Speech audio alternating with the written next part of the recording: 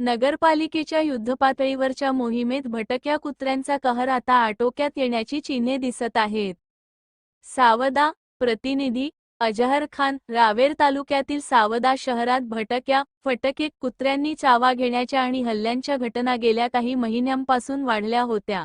यावरून नागरिकांनी वारंवार तक्रारी केल्या होत्या.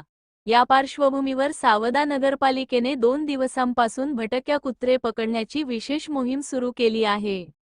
पालिका कर्मचाऱ्यांच्या माहितीनुसार या मोहिमेत आतापर्यंत 15 ते 20 भटक्या कुत्र्यांना पकडण्यात आले आहे. मोहीम युद्धपातळीवर सुरू असून येत्या काळात आणखी कुत्र्यांना पकडण्यात येणार आहे.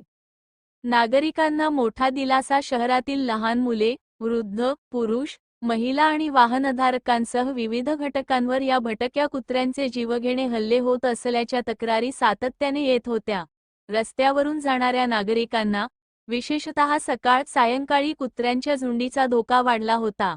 यामुळे अनेकांना चावा बसल्याच्या घटना घडल्या होत्या.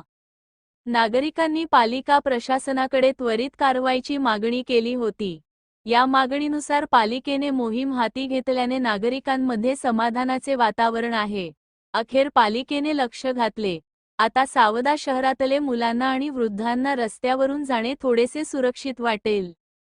सावदा नगरपालिकेच्या लोकनियुक्त नगराध्यक्ष रेणुका राजेंद्र पाटील व उपनगराध्यक्ष फिरोज खान पठाण, सचिन ब्रहाटे, नकुल बेंडाळे, फिरोज खान लेप्टी यांनी सांगितले की सावदा शहरात भटक्या कुत्र्यांच्या समस्या गांभीर्याने घेतली असून ही मोहीम सातत्याने चालू ठेवण्यात येणार आहे. पकडलेल्या कुत्र्यांना योग्य त्या नियमांनुसार हाताळण्यात येईल. भविष्यात अशा घटना टाळण्यासाठी निर्बीजीकरण व इतर उपाययोजनाही हाती घेण्यात येतील. ही मोहीम यशस्वी झाल्यास सावदा शहरातील भटक्या कुत्र्यांच्या समस्या मोठ्या प्रमाणात कमी होण्याची अपेक्षा आहे.